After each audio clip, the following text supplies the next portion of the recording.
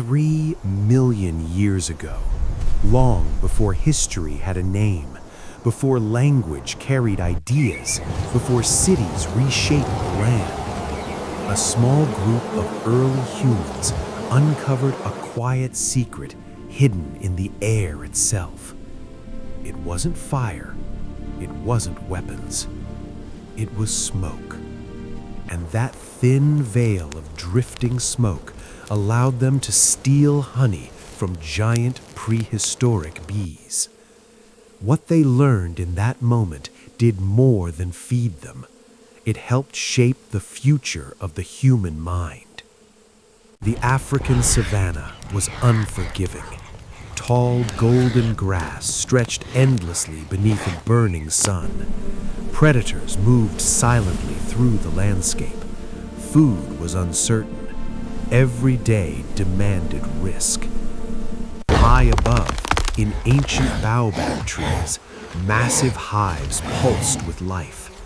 Inside them, thick golden honey, dense with calories, rich with energy, but protected by thousands of aggressive prehistoric bees.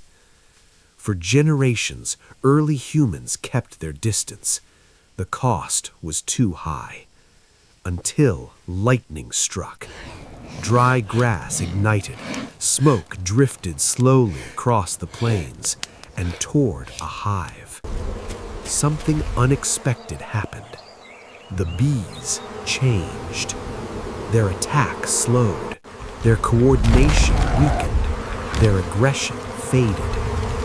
The humans didn't understand why, but they noticed, and noticing was enough. Days later, they tried again. A young female stepped forward, holding a smoldering branch. Her movements were slow, measured, deliberate. She raised the smoke toward the hive. The bees surged outward, then hesitated. Smoke filled the entrance. For the first time, human hands reached inside. Honey touched skin. Warm, sticky, powerful. This wasn't luck anymore. It was learning. A simple realization formed.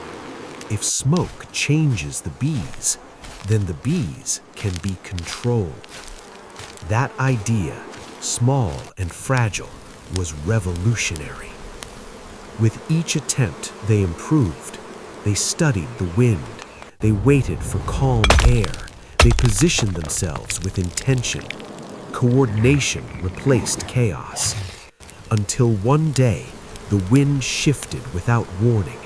Smoke disappeared, and the sky exploded. Bees poured from the hive in a furious storm. Pain tore across skin. Screams broke the silence. Bodies fell into the grass. But something was different this time. They didn't scatter blindly. They reacted.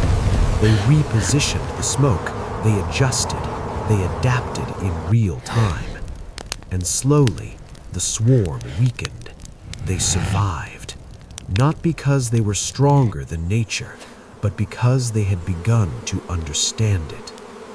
But the savanna belonged to no one. From beyond the tall grass, another group watched. Larger, aggressive, hungry.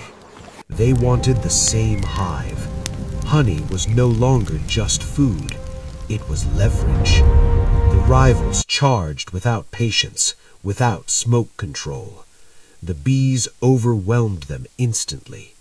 The first group stood firm, holding their smoke steady.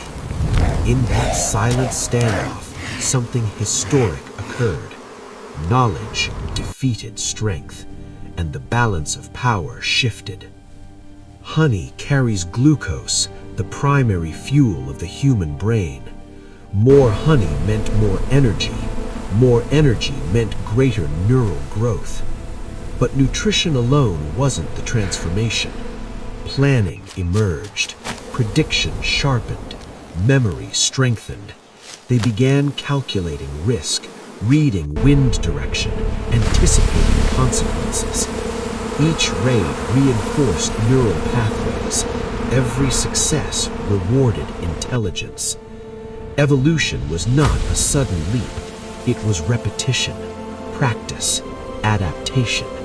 Smoke was no longer an accident. It was strategy. One quiet morning, the young female demonstrated the method to a juvenile. She waited for the wind to settle, lifted the branch, directed the smoke. The juvenile copied her movements exactly. No words were spoken, but knowledge moved forward.